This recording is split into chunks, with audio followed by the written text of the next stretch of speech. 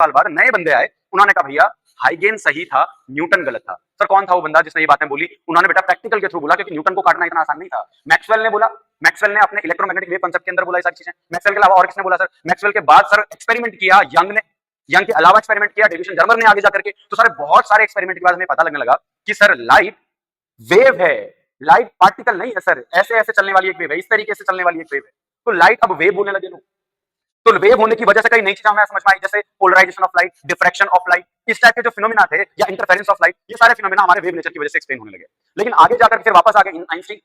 Einstein ने बोला कि ठीक है आप लोग बोल रहे हो वेव है लाइट, अगर वेव है लाइट तो एक लाइट जब इस हाथ पे, एक मेटल मान लीजिए इसको, लाइट जब हाथ पे पड़ेगी तो यहां से एक इलेक्ट्रॉन पॉप आउट कर जाएगा, बाहर आ जाएगा। तो ये तो संभव ही नहीं है। आप समझो मैं क्या कहना चाह रहा हूं, एक बॉल है, यहाँ पर रेत रखी हुई है, बॉल को रेत में मारूंगा तो यहाँ से रेत उठ जाएगी, यहाँ से लाइट मारूंगा तो लाइट की वजह से रेत उठ जाएगी क्या? नहीं सर, बॉल से उठ सकती है। बॉल से उठने का मतलब भी पार्टिकल है। तो आइंस्टीन ने बोला कि ये तो पार्टिकल है। जबकि देखो आइंस्टीन से पहले न्यूटन बोल चुका था पार्टिकल है, लेकिन पार्टिकल को गलत बोल दिया था बहुत सारे लोगों ने मिलकर के। तो फाइनली वापस से बात आने लगी कि वे पार्टिकल ही है, क्योंकि आइंस्टीन ने फिर से बोलना शुरू कर दिया कि नहीं पार्टिकल नेचर शो करता है। फिर सबकी थियरी मिक्स होते रही। फाइनली आइंस्टीन ने इक्वेशन दी फोटो इलेक्ट्रिक इफेक्ट की, जिस वजह से उनको नोबेल प्राइज भी मिला है।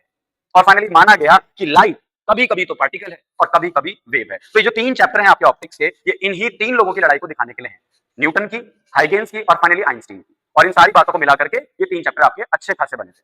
ठीक है।